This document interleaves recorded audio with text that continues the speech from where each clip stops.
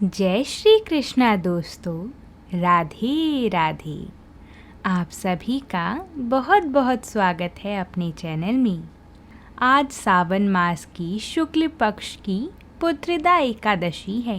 पुत्रदा एकादशी साल में 2 बार आती है, एक श्रावण मास में और एक पोष मास में।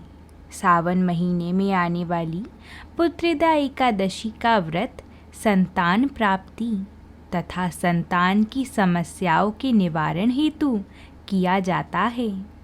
सावन की पुत्रदा एकादशी को विशेष फलदायी माना जाता है। इस व्रत को करने से संतान संबंधी हर चिंता और समस्या का अंत हो जाता है।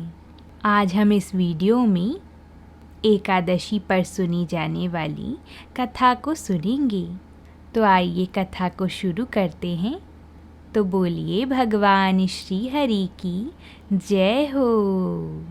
महाराज युधिष्ठिर ने कहा, हे प्रभु, ये कल्याणकारी और महापुण्यदायिनी कथाएं सुनकर मेरे आनंद की सीमा नहीं है और मेरी जिज्ञासा बढ़ती ही जा रही है। हे कमल नयन, अब आप मुझे श्रावण मास के शुक्ल पक्ष की एकादशी की कथा सुनाने की कृपा करें। इस एकादशी का क्या नाम है तथा इसके व्रत का क्या विधान है?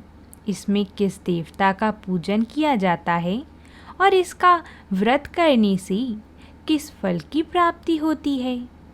भगवान श्री कृष्ण ने कहा, हे धर्मराज युधिष्ठिर, श्रावण मास के शुक्ल पक्ष की एकादशी की कथा के श्रवण मात्र से ही अनंत यज्ञ का फल प्राप्त होता है।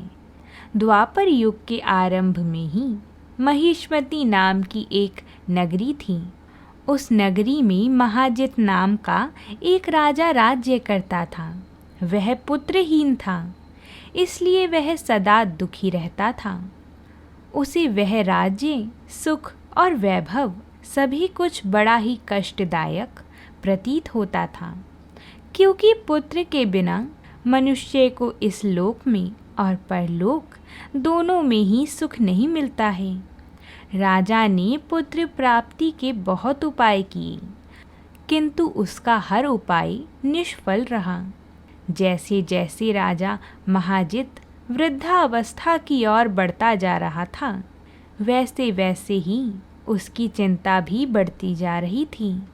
एक दिन राजा ने अपनी सभा को संबोधित करके कहा, हे प्रजाजनों, ना तो मैंने अपने जीवन में कोई पाप किया है और ना ही अन्यायपूर्वक प्रजा से धन एकत्रित किया है, ना ही कभी प्रजा को कष्ट दिया है और ना कभी देवता और ब्राह्मणों का निरादर ही किया है।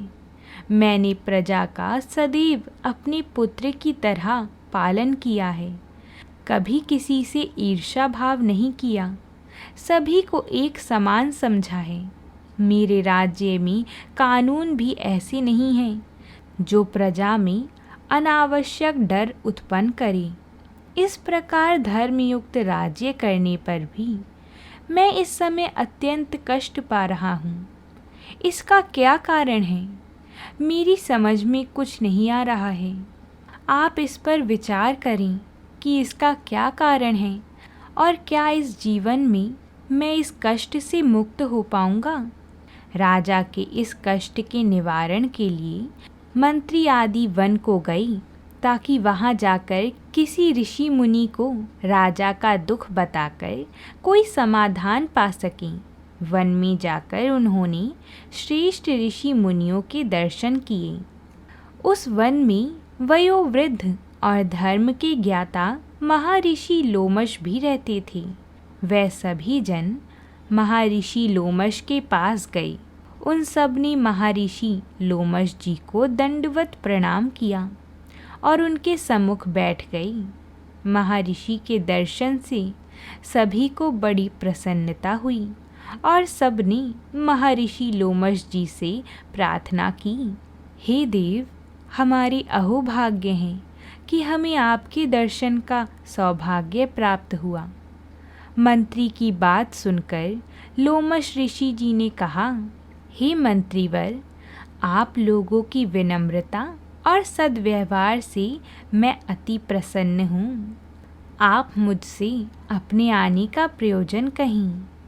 मैं आपके कार्य को अपने सामर्थ्य के अनुसार अवश्य ही करूँगा, क्योंकि हमारा शरीर ही परोपकार के लिए बना है। महर्षि लोमश जी के ऐसे मृदु वचन सुनकर मंत्री ने कहा, हे ऋषिवर, आप हमारी सभी बातों को जानने में जगतपति ब्रह्मा जी से भी ज़्यादा समर्थ हैं। अंततः आप हमारे संदेह को दूर कीजिए। महिष्मती नामक नगरी के हमारे महाराज महिजित बड़ी ही धर्मात्मा और प्रजावत्सल हैं। वह प्रजा का पुत्र की तरह धर्म अनुसार पालन करते हैं, किंतु फिर भी वह पुत्रहीन हैं। हे महामुनि, इससे वह अत्यंत दुखी रहते हैं। हम लोग उनकी प्रजा हैं, हम भी उनके दुख से दुखी हो रहे हैं, क्योंकि प्रजा का यह कर्तव्य है कि राजा के सुख में सुख माने और दुख में दुख माने। हमें उनके पुत्रहीन होने का अभी तक कारण ज्ञात नहीं हुआ है, इसलिए हम आपके पास आए हैं। अब आपके दर्शन करके हमको पूर्ण विश्वास है कि हमारा दुख अवश्य ही दूर हो जाएगा, क्योंकि महान पुरुषों के दर्शन मात्र से ही प्रत्येक कार्य की सिद्धि हो जाती है। अंततः आप हमें बताने की कृपा करें कि किस विधान से हमारे महाराज पुत्रवान हो सकते हैं। हे ऋषिवर, यह आपका हम पर और हमारे राज्य की प्रजा पर बड़ा ही उपकार होगा। ऐसी करुण प्रार्थना सुनकर महर्षि लोमश जी अपने नेत्र बंद करके राजा के पूर्व जन्मों पर विचार करने लगे। कुछ पलों बाद उन्होंने विचार करके कहा, हे भद्रजनों, यह राजा पिछले जन्म में अत्यंत उद्दंड था तथा बुरे कर्म किया करता था। उस जन्म में यह एक गांव से दूसरे गांव में घूमा करता था। एक बार ज्येष्ठ मास के शुक्ल पक्ष की एकादशी के दिन की बात है। यह 2 दिन से भूखा था। दोपहर के समय एक जलाशय पर जल पीने गया। उस स्थान पर उस समय ब्याई हुई एक गाय जल पी रही थी। राजा ने उसको प्यासी ही भगा दिया और स्वयं वहाँ पर जल पीने लगा। हे श्रेष्ठ पुरुषों, इसलिए राजा को यह कष्ट भोगने पड़ रहे हैं।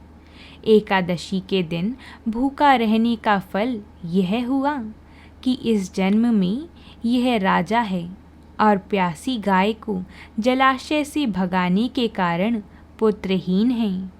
यह जानकर सभी सभासद प्रार्थना करने लगे, हे महर्षि, शास्त्रों में ऐसा लिखा है कि पुण्य से पाप नष्ट हो जाते हैं।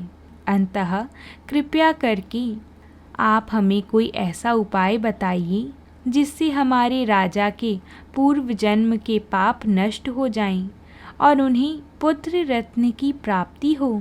सभी जनों की प्रार्थना सुनकर लोमश मुनि जी ने कहा, हे श्रेष्ठ पुरुषों, यदि तुम सब सावन मास के शुक्ल पक्ष की पुत्रदा एकादशी का व्रत और रात्रि में जागरण करो और उस व्रत का फल राजा के निमित्त कर दो, तो तुम्हारे राजा के यहाँ पुत्र उत्पन्न होगा। राजा के सभी कष्टों का नाश हो जाएगा। इस उपाय को जानकर मंत्री सहित सभी ने महर्षि को कोटि कोटि धन्यवाद दिया तथा उनका आशीर्वाद लेकर अपने राज्य में लौट आई। उसके बाद उन्होंने लोमश ऋषि जी की आज्ञा अनुसार पुत्रदा एकादशी का विधान पूर्वक उपवास किया और रात्रि में जागरण भी किया और द्वादशी को उसका फल राजा को दे दिया।